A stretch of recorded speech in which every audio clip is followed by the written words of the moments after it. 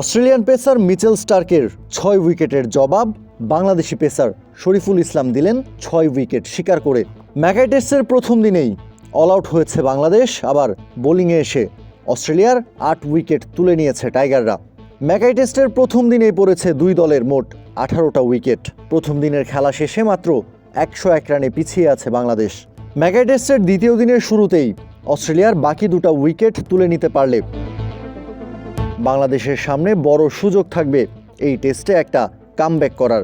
তবে সেটা করতে হলে অস্ট্রেলিয়াকে অল আউট করার পর ব্যাটারদের বড় একটা সংগ্রহ করতে হবে।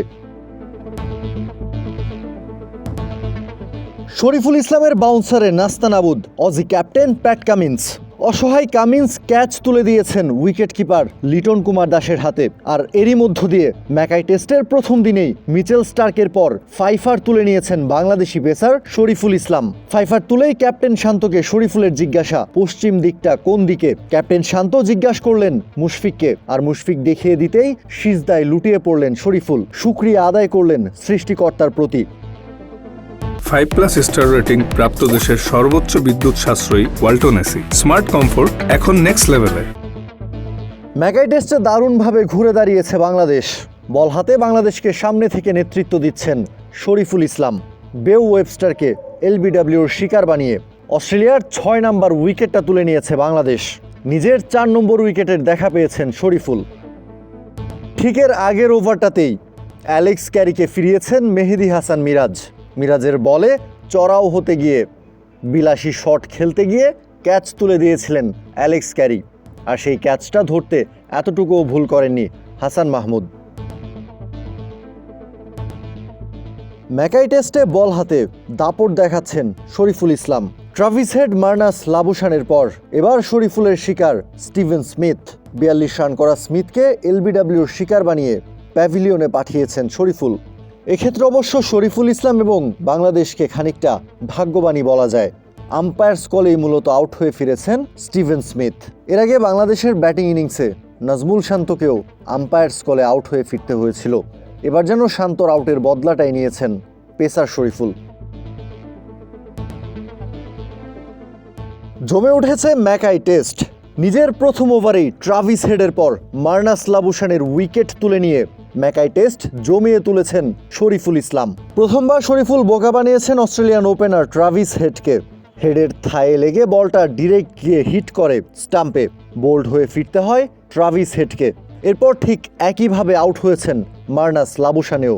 আর শরীফুলের আগে ম্যাট রেনশোর উইকেট তুলে নিয়েছিল তাসকিন। অস্ট্রেলিয়া শিবিরে বল হাতে প্রথম আঘাতটা হানলেন পেসার তাসকিন আহমেদ। দারুণ এক ডেলিভারিতে ম্যাট রেনশোকে ক্যাচের শিকার বানিয়েছেন তানজিদ তামিমের হাতে। প্রথম ইনিংসে বাংলাদেশের করা 64 রানের জবাবে ব্যাট করতে নেমে দলীয় 22 রানে প্রথম উইকেট হারিয়েছে অজিরা। বাংলাদেশি বোলারদের সামনে এখন লক্ষ্য থাকবে যত দ্রুত সম্ভব অস্ট্রেলিয়াকে অল আউট করা, কেননা অস্ট্রেলিয়া যত বেশি লিড নেবে ততই ম্যাচ থেকে ছিটকে যাবে বাংলাদেশ। শরীফুলের 4-এ দলীয় 50 পার হলো বাংলাদেশের, কিন্তু ততক্ষণে শনির ঘণ্টা বেজে গেছে। 9 উইকেট হারিয়ে বসেছে টাইগাররা।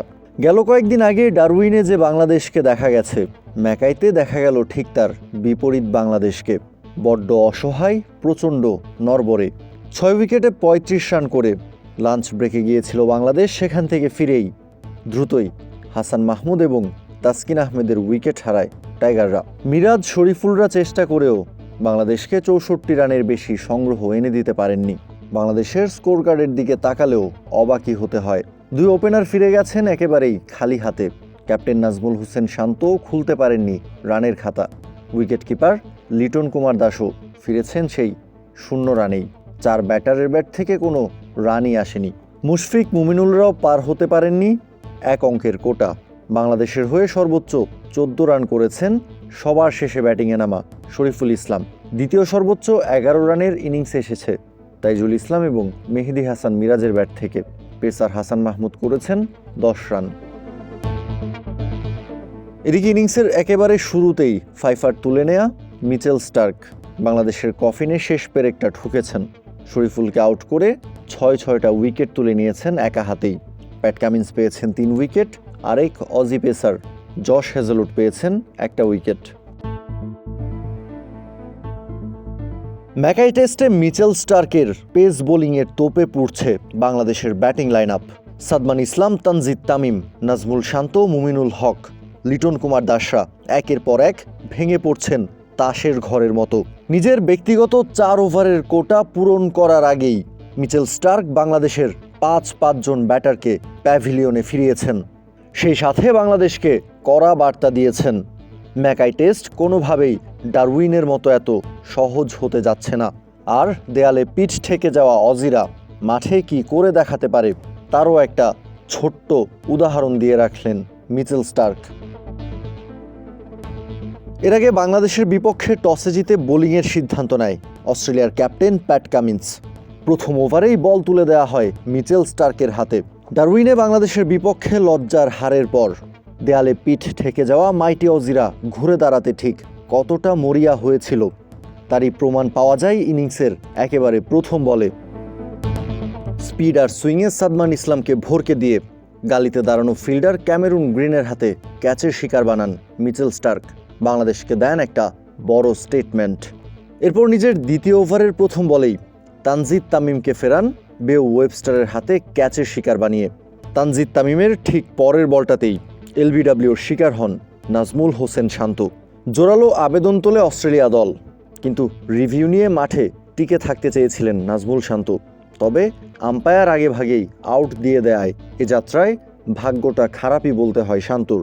আম্পায়ারের দেওয়া সিদ্ধান্ত কোনোভাবেই যেন মেনে নিতে পারছিলেন না, তাই তো মন খারাপ করেই মাঠ ছেড়েছিলেন টাইগার ক্যাপ্টেন। পরপর 2 বলে 2 উইকেট তুলে ততক্ষণে হ্যাট্রিক চান্সের সামনে দাঁড়িয়ে মিচেল স্টার্ক, তবে সেটা হতে দেননি মুশফিকুর রহিম। ক্রিজে তখন টিকে আছেন মুশফিক এবং মুমিনুল।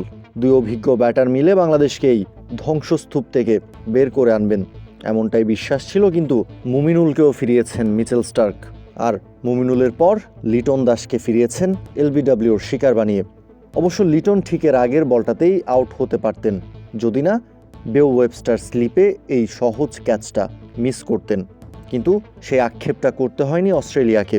ঠিক পরের বলেই লিটন কুমার দাসকে ফিরিয়ে নিজের ক্যারিয়ারের সবচেয়ে দ্রুততম 5 তুলে নিয়েছেন মিচেল স্টার্ক। সেই সাথে বাংলাদেশকে ঠেলে দিয়েছেন একেবারেই খাদের কিনারায়। মেহেদী হাসান মিরাজকে নিয়ে মুশফিক বাংলাদেশের এই ধস কিছুটা সামাল দেওয়ার চেষ্টা করছিলেন, কিন্তু প্যাট কামিন্স সেটা হতে দিলেন না। দারুণ এক ডেলিভারিতে মুশফিককে বোকা বানিয়ে ক্লিন বোল্ড করেছেন কামিন্স। আর এতেই দলীয় 23 রানে 6 উইকেট হারায় বাংলাদেশ। অবশেষে মেহেদী হাসান মিরাজ এবং হাসান মাহমুদের দৃঢ়তায় 6 উইকেট হারিয়ে 36 রান নিয়ে লাঞ্চ ব্রেকে গেছে বাংলাদেশ। এখন দেখার পালা মেহেদী হাসান মিরাজ, হাসান মাহমুদের পর টেল এন্ডারদের নিয়ে বাংলাদেশকে ঠিক কতদূর পর্যন্ত টেনে নিয়ে যেতে পারেন। কাউসার শান্ত, ক্রিক ফ্রেঞ্জি।